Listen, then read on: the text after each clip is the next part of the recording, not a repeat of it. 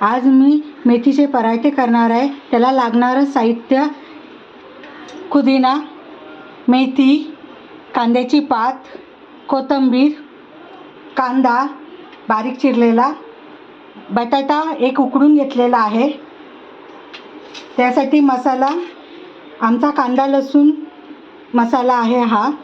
तीळ, मीठ, ओवा, धना पावडर, जिरा पावडर, अद्रक, 2 हिरव्या मिरच्या घेतलेल्या आहेत आणि हा आपला देशी लसूण आहे आणि थोडीशी हळद घ्यायला मी विसरलेली. हळद, हिंग, अद्रक, 2 मिरच्या आणि हा देशी लसूण. चला आपण याचं आता एक प्रकारचं वाटण करून घेऊया. अद्रक, मिरची, लसूण आणि घाटी मसाल्याचं वाटण करायचं आहे आपल्याला. चला आपण वाटण करून भाज्या चिरून घेऊया.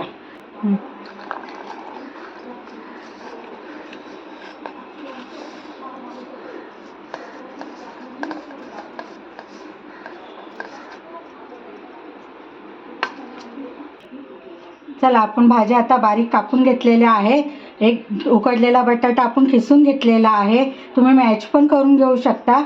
आता आपण त्याच्यात हे वाटलेलं अद्रक, लसूण, मिरची आणि घाटी मसाला हे पण ह्याच्यात घालून घेऊया. चमचे मी इथे चण्याचं पीठ घेतलेलं आहे. ह्याच्यामुळे खमंगपणा खूप येतो पराठ्याला. हे काढलेले आपण तीळ, ओवा, मीठ, हळद, जिरा पावडर, धना पावडर आणि हिंग हे पण मिक्स करून घेऊया. आणि हे गव्हाचं पीठ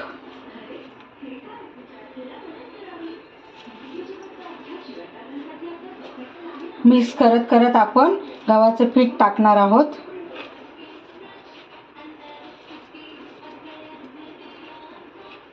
आणि आता मळून घेऊया आपण.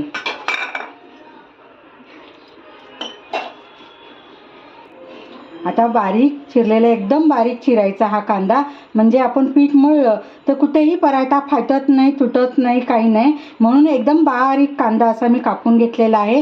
तोही शेवटला टाकते. याचं कारण पाणी सुटतं ना, मग आपल्याला पीठ जास्त लागतं, म्हणून हा शेवटला टाकलेला आहे कांदा.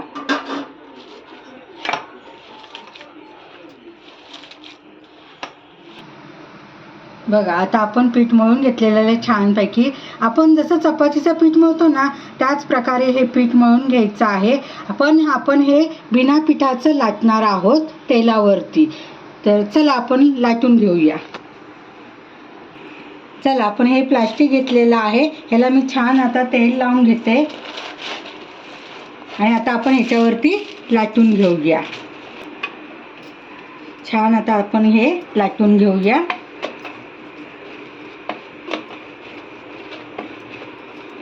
बघा तेल लावलंय, छान चिटकत वगैरे नाही आहे. आपल्याला तवाही ठेवलाय तापत. आपण आता करून घेऊया.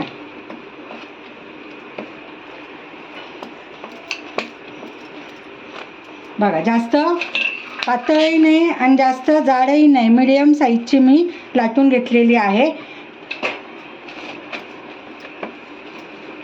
तव्यावर आता आपण आधी तेल सोडूया.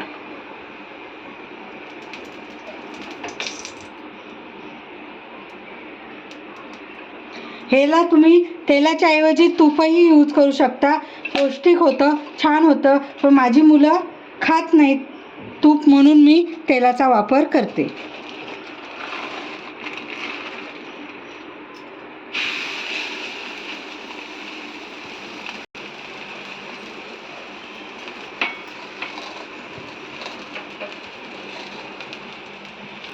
चला एक बाजू शेकून झाली, आता दुसऱ्या बाजूला आपण मोकळं करून शेकून बघा किती सुंदर कलर आलेला आहे.